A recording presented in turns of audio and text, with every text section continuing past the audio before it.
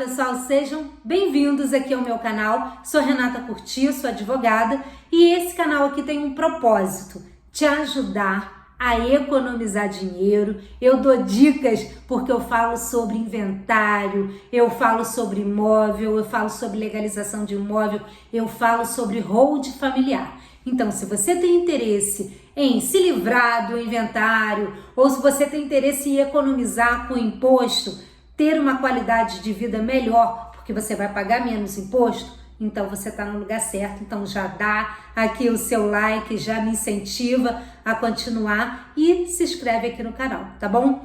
Gente, e hoje o assunto é aquele assunto imperdível. Sabe quando um cliente chega aqui e fala assim: doutora, eu tenho que fazer o inventário, meu pai faleceu ou minha mãe faleceu, só que eu percebi que eu não tenho dinheiro para pagar o inventário, porque eu descobri que ele é muito caro. Infelizmente, essa é uma pergunta que eu ouço de uma forma bem comum aqui no escritório. Então a gente cansa de falar aqui que o inventário é caro, te aconselho a fazer uma hold familiar enquanto há tempo, mas a procrastinação vai deixando e você acaba chegando no inventário. E aí descobre que a continha é cara. E aí, quando isso acontece, como é que você tem que proceder? Então é sobre isso que a gente vai falar hoje. Muito bem, olha só. O inventário, ele é obrigatório aqui na nossa legislação brasileira. E ele tem um prazo. Da data do óbito até 60 dias, você tem que abrir esse inventário. Tanto no inventário judicial como extrajudicial tem esse prazo. Se você extrapolar 60 dias, o Estado ele te cobra uma multa sobre o valor do imposto que você vai pagar. Então, se você tem que pagar 30 mil reais de imposto, vai ser 10% sobre esse imposto. E se você deixar passar 180 dias, você vai pagar 20% sobre o valor do imposto. É pesadinho. Eu tô falando aqui do estado do Rio de Janeiro. Em outros estados, pode ser que a multa seja menor ou maior. Aí, só estudando cada legislação. Mas, vamos continuar aqui. E aí você descobre que no inventário você tem que pagar, além do advogado, que é obrigatório ter advogado, você tem que pagar certidões, que são caras, você tem que pagar cartório, você tem que pagar o cartório de registro, porque depois você vai ter que registrar cada bem no nome dos herdeiros. Então, a conta sai cara. Quanto? A gente estima que em torno de 20 até 25 ou 28% sobre o valor do quinhão. Olha só como é caro. Então, às vezes você recebe uma herança e aí você não tem esse dinheiro à vista para pagar. Então, o que é muito comum as famílias optarem? Bom, quando não tem dinheiro para pagar, a família pensa: vamos vender um bem. E aí, como é que acontece todo esse trâmite de venda de um bem? Então, a gente tem que separar aqui os momentos. Vamos supor que a família optou em abrir o inventário e aí tem que ser judicial, porque o extrajudicial, aquele lá do cartório, não atende à venda do imóvel, tem que ser por autorização judiciária.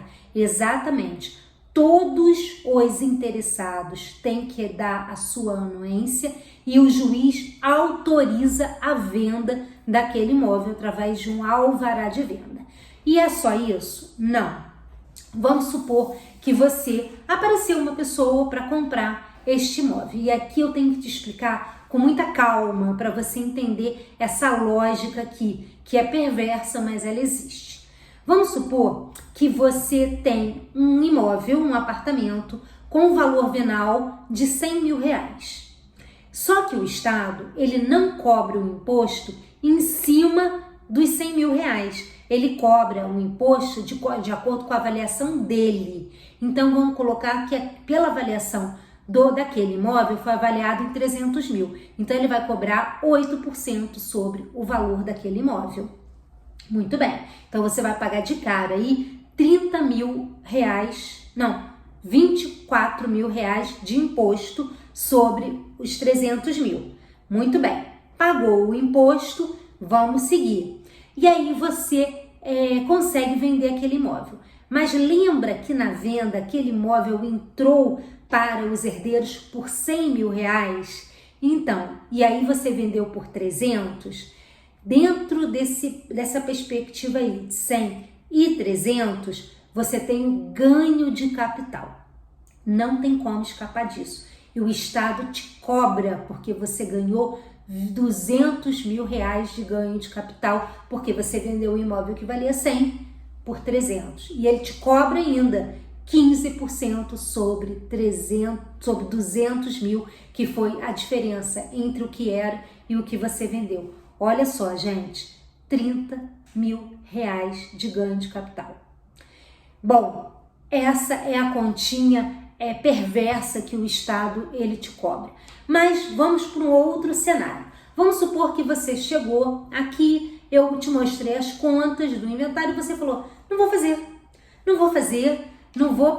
vou nem entrar no inventário, que se dane, um dia vou deixar isso por aí, né? E quem sabe um dia eu venho aqui, eu ganho na loteria ou aconteça alguma coisa e eu venho fazer esse inventário. Mas agora eu não vou mexer com isso. E aí você não pode fazer nada com aquele inventário, com aquele imóvel, né? Porque você não tem como legalizar. Quem que vai comprar um imóvel todo enrolado? Ninguém. Mas às vezes aparece um sobrevivente aí que, de repente, pelo preço, porque você vai ter que vender esse imóvel muito mais barato. Na verdade, tem um deságio em cima desse valor. E aí, aquele imóvel que era 300 mil, você consegue vender lá, vamos supor, por 150 mil para se livrar daquilo, porque afinal de contas tem despesa, tem IPTU, tem condomínio, se for o apartamento, tem água, tem luz, tem manutenção, tem despesa. E aí você opta em vender mais barato para se livrar daquele problema. E aí você tem que fazer um documento chamado cessão de direitos para passar do vendedor, que é no caso você, o herdeiro, para o comprador, que no caso a gente chama de cessionário. E aí, você vendeu o bem? Não, você vendeu o direito que você tinha sobre aquele bem. E quem vai ter que fazer todo o processo de inventário que você não fez é o cessionário. Então a gente faz esse documento, geralmente a gente faz em cartório, todo direitinho, e aquele cessionário vai e começa a fazer todo o trâmite para ele ter o imóvel legalizado. É assim que funciona. É difícil? Não, mas você tem que ter uma assessoria aí de um advogado, de preferência na área imobiliária, para você evitar vários transtornos aí no meio do caminho. Agora, isso tudo poderia ter sido evitado. Sim, eu já tenho aqui um monte de vídeo falando sobre a hold familiar. Hold familiar é um sistema que evita o inventário. Você não precisa passar por tudo isso, desde que o patriarca e a matriarca façam a hold familiar. E aí tem todo um sistema que eles fazem uma doação de cotas para os filhos não passarem por esse inventário. E por conta disso, não pagar esse monte de imposto que eu falei aqui. Então, é hoje a melhor opção, a opção mais econômica, mais inteligente que nós temos hoje aqui no mercado para te oferecer. Se você quiser alguma sessão de viabilidade para sua família, para você entender melhor como funciona todo o sistema de hold, é só você deixar aqui embaixo um comentário, deixar o seu interesse, que a gente entra aqui em contato com você, tá bom? Gente, eu fico por aqui e até o próximo vídeo.